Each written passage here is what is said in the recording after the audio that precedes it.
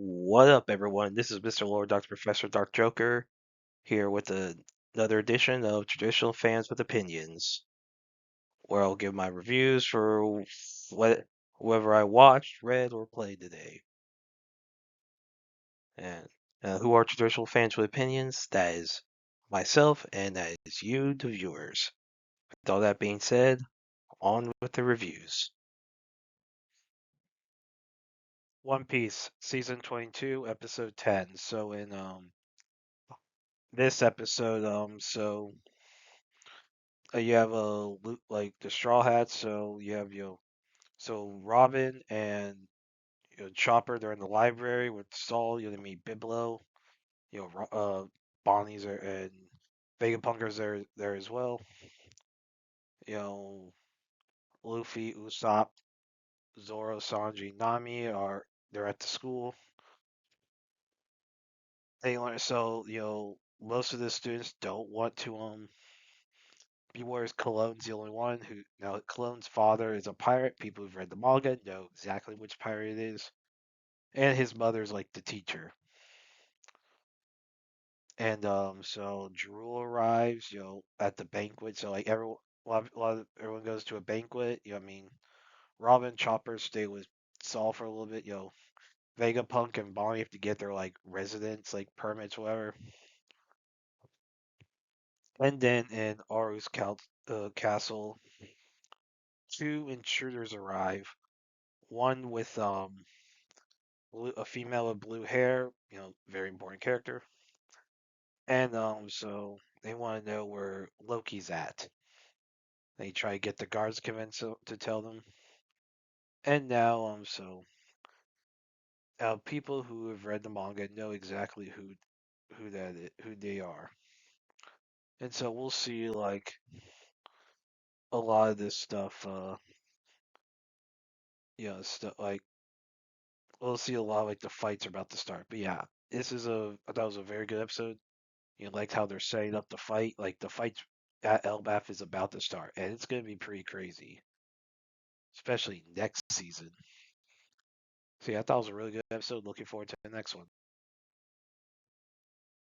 Ultimate Exorcist Kiyoshi, Chapter 9-5. So in this chapter, so the Demon Realm Protectors, Special Force Order, they say bye to everyone, like all the demons that they had befriended, and so when they get back, Kiyoshi gets back to the Sakaki's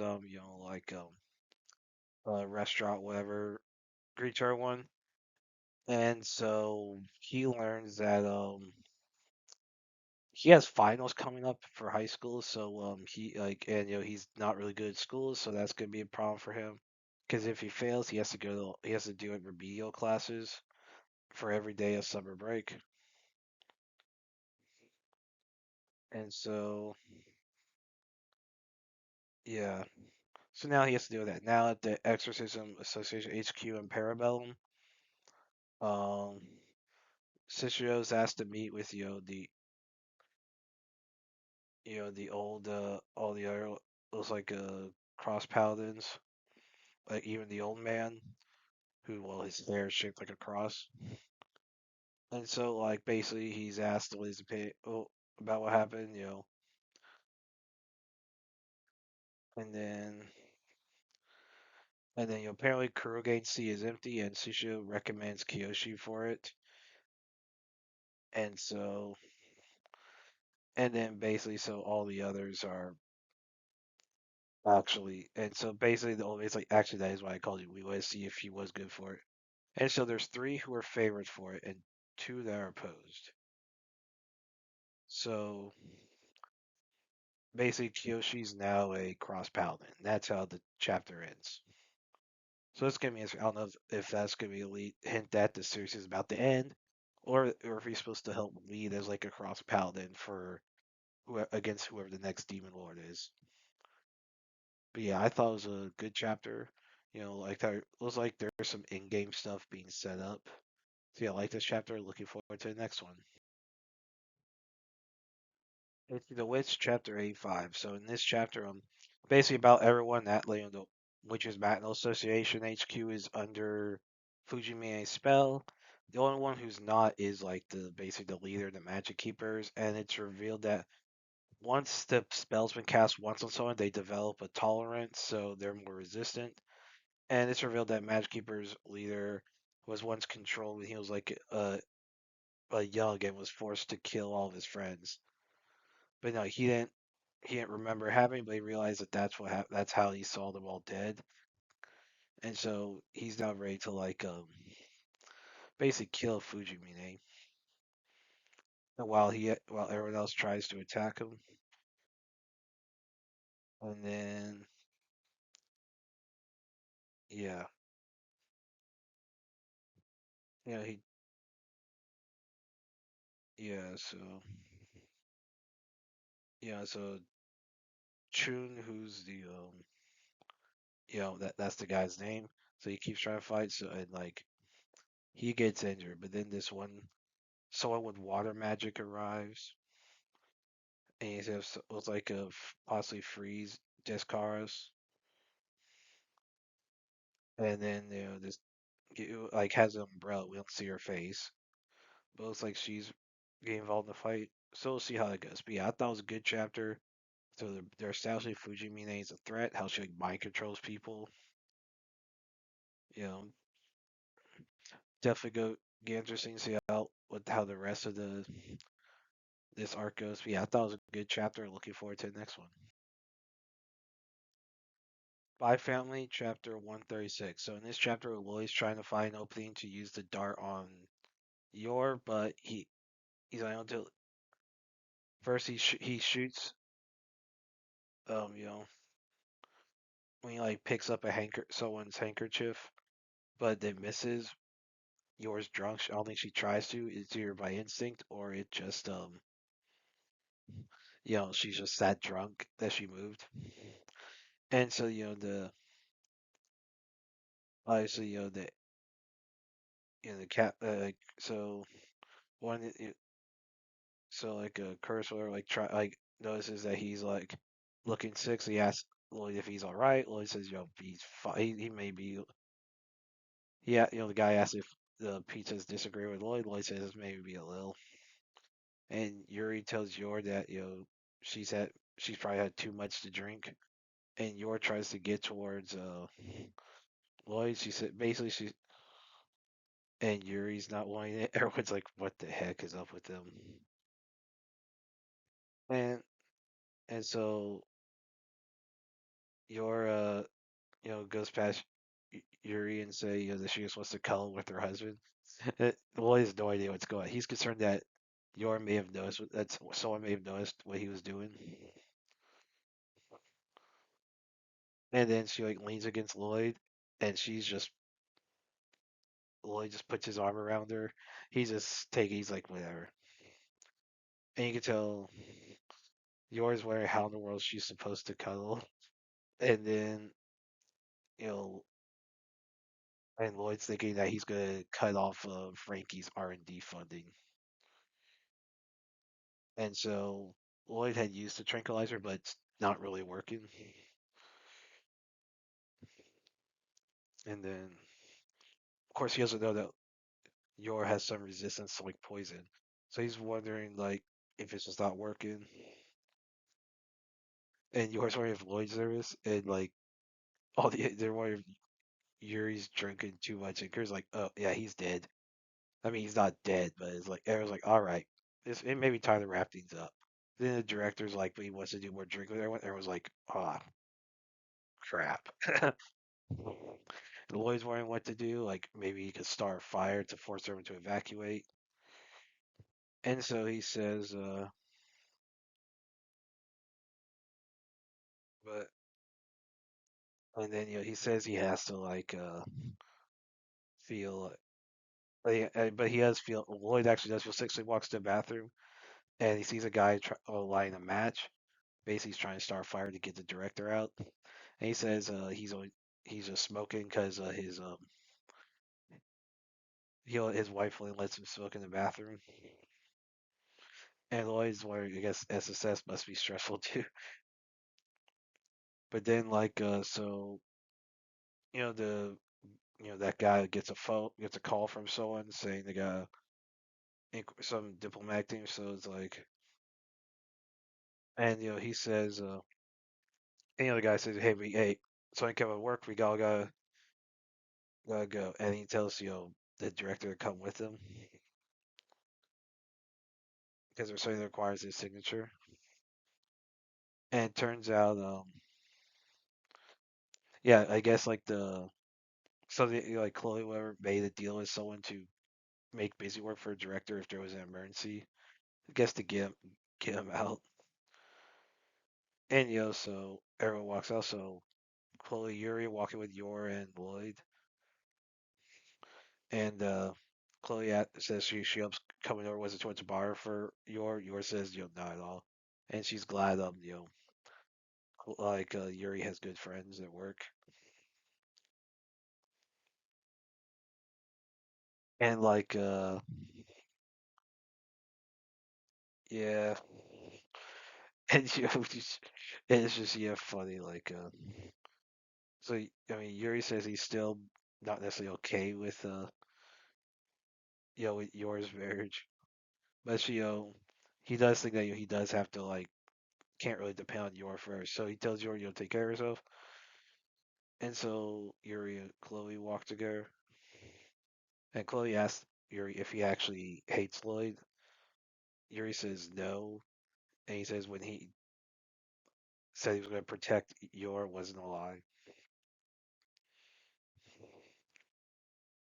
And then so Lloyd and Yor get back to like the house. Lloyd's like really sick, and he's like, and Yor like lets like Lloyd rest like his arm on her shoulder while they walk to the house, and then like once he gets back, he just passes out,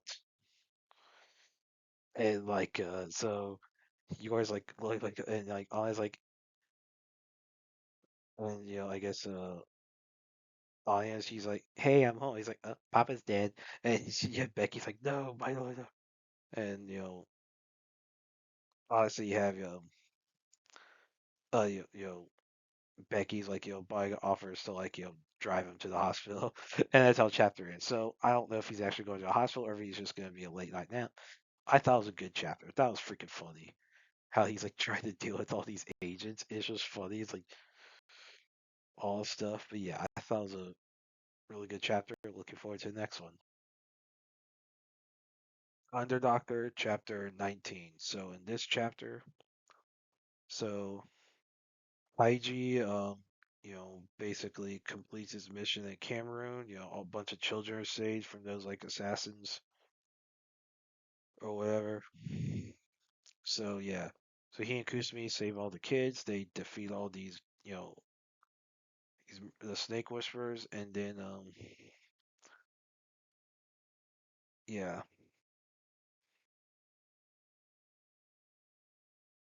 and then and so basically you see there's all these patients, and Haiji's able to get all these patients out who are like sick, and so yeah, they're able to yeah. And then it looks like the compound's blown up. I guess like erase evidence. Yeah.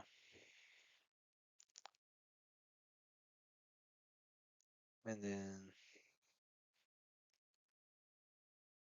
so then 2 days later they get back to where Chiwa they get back, Chiwa asks where they're like for an explanation, Haiji explains he was hiking Cameron with Kusumi. And then you have your Kusumi arrives just taking pictures of Chiwa. And yeah, so apparently Haiji says Kusumi's gonna freeload there in the meantime. And Chiwa just punches Kusumi in the face, telling him to not take pictures of her without permission. So that's funny. So it looks like this.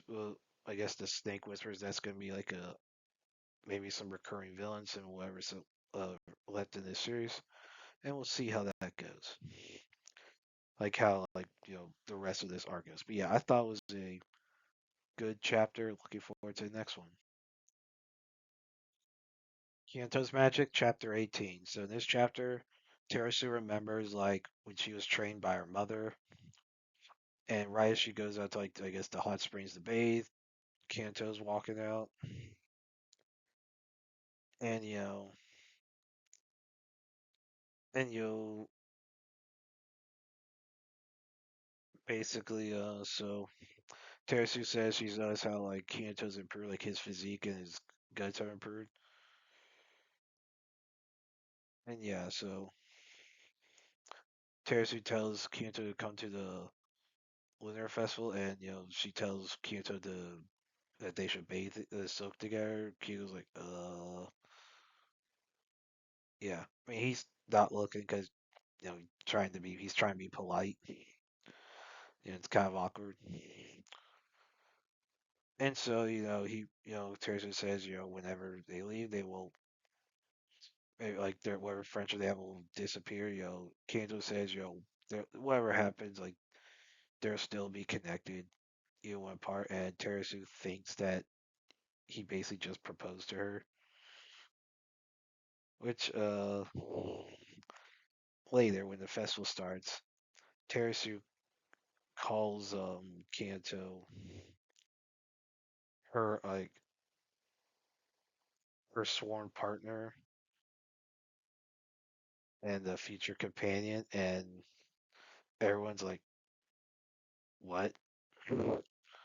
What?" Boy, they're like, "What did you do?" And then,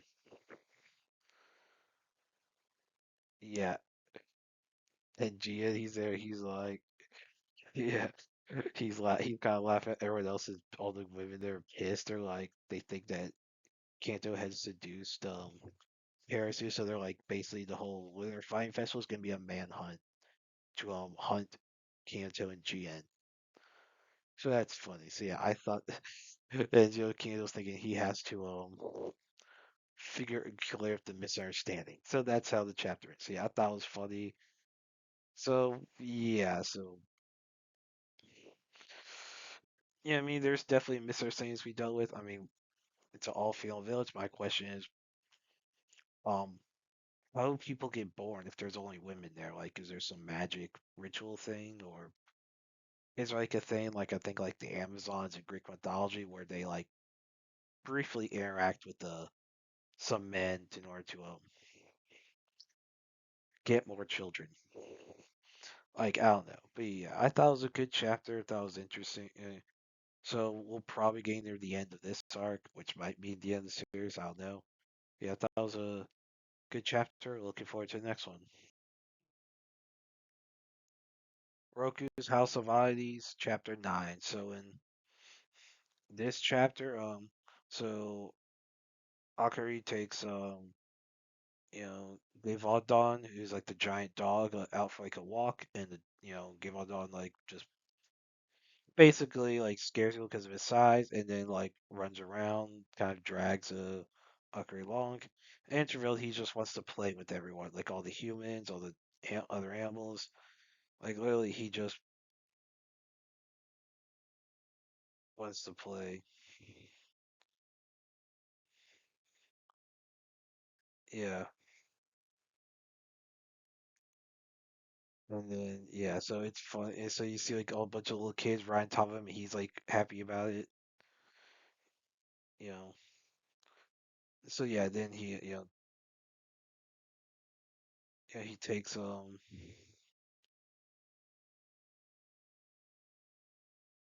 he takes like the dog like so give our dog back to like the house or whatever. And then yeah, so then also he has to clean up the dog's of course gave our dog's poop, which given his size, that's a giant pile of crap, literally. But yeah, I thought it was funny. I thought it was a good chapter. Looking forward to the next one.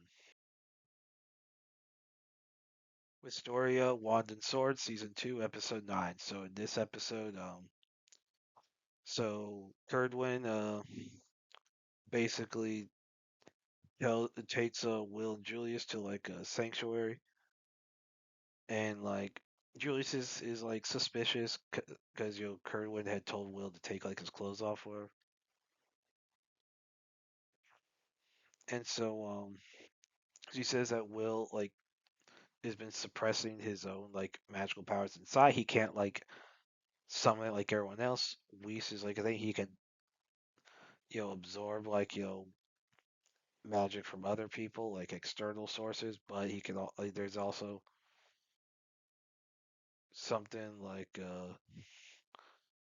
like unleash it from inside, and so like she basically so Kerwin puts Will in a coma, and he remembers like you know a point where when he was still a little kid, with Elfie, and so they were hanging out, and like yeah, and so at one point they ended up some forest behind their orphanage, and then some monster attacked him. Will got hurt, but then he unconsciously summons Whis and beats the monster,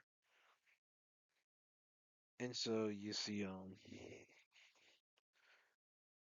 yeah, you see like them like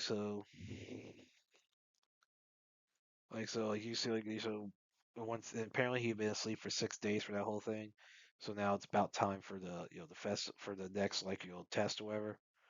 So now he is like so looks like this time he's ready to actually succeed this time. So who knows? We'll see what happens. But yeah, I enjoyed it. Like yeah, like I thought it was like funny. Yeah, like that was funny. Like how Elfie would act around Will. It was funny. Like for once, they actually did something useful with it instead of just being just a freaking simp. Everyone just being simps. Yeah. So, but yeah, I thought it was a really funny. That was a really funny episode. Like it was a decent episode. I'm interested to see how this test will go. How he's gonna summon like whoever. Yeah, I thought it was a good episode. Look for the next one. Last 2B Hero Destroyerz, Chapter 7. So in this chapter, Valerius explains everything to all the students, and so tour given like the school, how all the vines and stuff, all the basically the magical stuff is incorporated with the school. And they gotta figure out how to like gotta figure out how to deal with all the monsters and what surrounds them. And everyone's weirded out. They don't know what to do. Like so, yeah. So and then yeah, so we'll see. Well, obviously you have something called Root Lexa that like makes food.